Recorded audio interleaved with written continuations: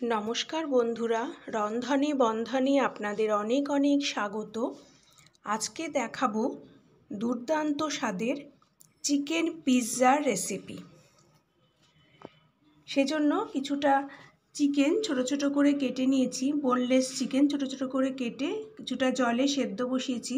জলটা এতটাই নেবেন যাতে চিকেনটাও সেদ্ধ হয়ে যায় আর জলটাও একেবারে শুকিয়ে যায়। অল্প একটু নুন দিয়ে দিলাম, তারপর গ্যাসটাকে হাই করে দেব। জলটা ফুটে উঠলে গ্যাসটা একদম লোতে করে দিয়ে ঢাকা দিয়ে চিকেনটা সেদ্ধ করে নেব। আপনারা ইচ্ছে করলে চিকেনের ব্রেস্টের পিসও নিতে পারেন, তবে আমি নর্মাল পিস থেকেই বোনলেস পিসগুলো ছোট ছোট করে কেটে নিয়েছি। এবার আমি ঢাকাটা খুলে নিলাম। দেখুন জলও শুকিয়ে গেছে আর চিকেনটাও বেশ ভালো মতন সেদ্ধ হয়ে গেছে। এই সময় গ্যাসটা কিন্তু অফ করিনি, লো করা আছে। দিয়ে দিলাম অল্প একটু মাখন। মাখনটা একটু নেড়ে চেড়ে এবার দেব 1 চামচ মতন সাদা তেল। খুব বেশি তেল দিলাম না। এবার একটা বড় সাইজের পেঁয়াজ এরকম বড় বড় করে কেটে নিয়েছি, সেই পেঁয়াজটা পুরোটা দিয়ে দিলাম। তারপর দেব একটা ক্যাপসিকামও এরকম বেশ বড় বড় টুকরো করে কেটে নিয়েছি, সেটাও দিয়ে দিলাম। পেঁয়াজ আর ক্যাপসিকামটাকে তেলের মধ্যে এই একটুখানি নাড়াচাড়া করে, গ্যাসটা কিন্তু এই সময় লোতে করা আছে। এবার দিয়ে দেব 1 চামচ টমেটো সস, তারপর দেব 1 চামচ সোয়া সস আর দেব 1 চামচ ভিনিগার। এরপরে গ্যাসটাকে একদম হাই করে দিয়ে সব কিছু চিকেনের সাথে খুব ভালো করে মিশিয়ে নিতে হবে। সিম করে মেশাবেন না, তাহলে পেঁয়াজ আর ক্যাপসিকামটা একদম নরম হয়ে যাবে। তাই হাই করে কয়েক সেকেন্ড নাড়াচাড়া করলেই সব কিছু মিশে যাবে। হাই ফ্লেমে নাড়াচাড়া করলে কি হবে, পেঁয়াজ আর ক্যাপসিকামের ক্রাঞ্চিনেসটা বেশ থাকবে, খাওয়ার সময় ভালো লাগবে। দেখুন কয়েক সেকেন্ড নাড়াচাড়া করার পরেই সমস্ত কিছু মিশে গেছে। এবার গ্যাসটা অফ করে প্লেটে এই চিকেনের মিক্সারটা তুলে নেব। আজকে পিৎজাটা আমি রেডিমেড পিৎজা ব্রেড দিয়েই করব। সেই জন্য নিয়েছি আটা পিৎজা ব্রেড।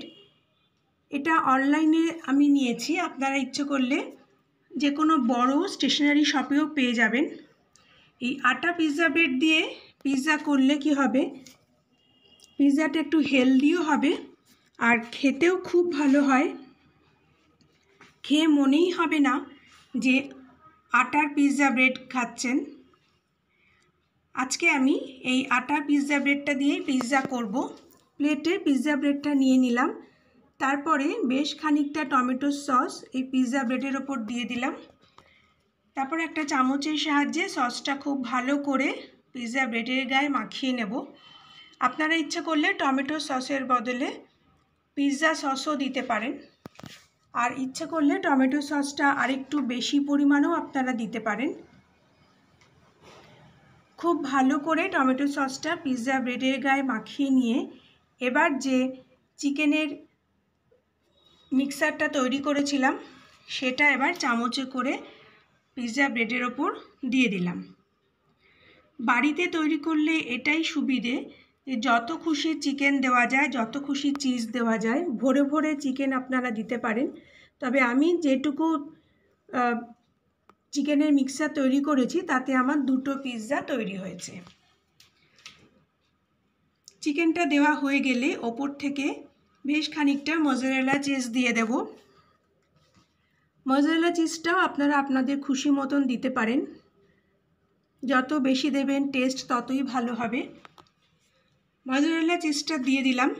এরপরে ওপর থেকে আরেকটু চিকেনের মিক্সারটা দিয়ে দেব আর ক্যাপসিকামগুলো একটু সাজিয়ে দিচ্ছি, তাতে দেখতেও ভালো লাগবে। এরপরে চিকেন আর পেঁয়াজ একটু করে দিয়ে দিলাম ওপরে।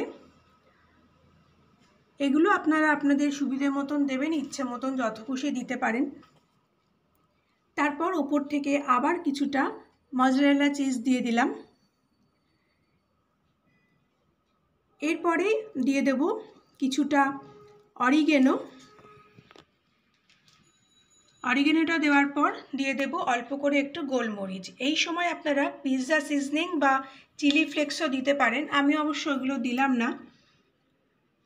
একটা পিৎজা আমাদের রেডি হয়ে গেল।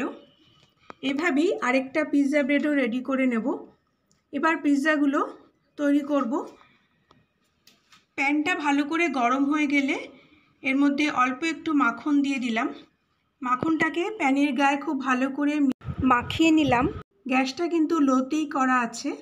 এরপরে পিৎজা ব্রেডটা আস্তে করে প্যানের ওপর দিয়ে দেব। দেখুন আমি ক্যামেরাটা ক্লোজ করে দেখিয়ে দিচ্ছি। প্যানের ওপরে পিৎজা ব্রেডটা দিয়ে গ্যাসটা কিন্তু একদম লো করে ঢেকে দেব 3-4 মিনিটের জন্য। 3-4 মিনিট পরে দেখুন চিজ সমস্ত গলে গেছে, পিৎজাও আমাদের রেডি। এবার তুলে নেব। আপনারা মাঝে মাঝে ঢাকাটা খুলে একটু দেখে নেবেন যে চিজটা গলেছে কিনা। চিজ গলে গেলেই পিৎজা তুলে নেবেন। আমার 3-4 মিনিট লেগেছে, আপনাদের একটু বেশি বা কমও লাগতে পারে। একটা পিৎজা তৈরি হয়ে গেল। পিৎজাটাকে তুলে এবার আমি একটা প্লেটে নামিয়ে রাখলাম। দেখুন দেখে মনেই হচ্ছে না বাড়িতে করা, খেতেও কিন্তু দুর্দান্ত হয় এই পিৎজা।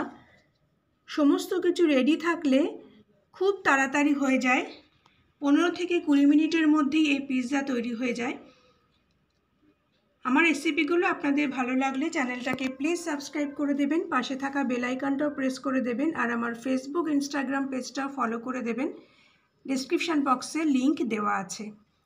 একটা পিৎজার তলাটাও আমি দেখিয়ে দিচ্ছি।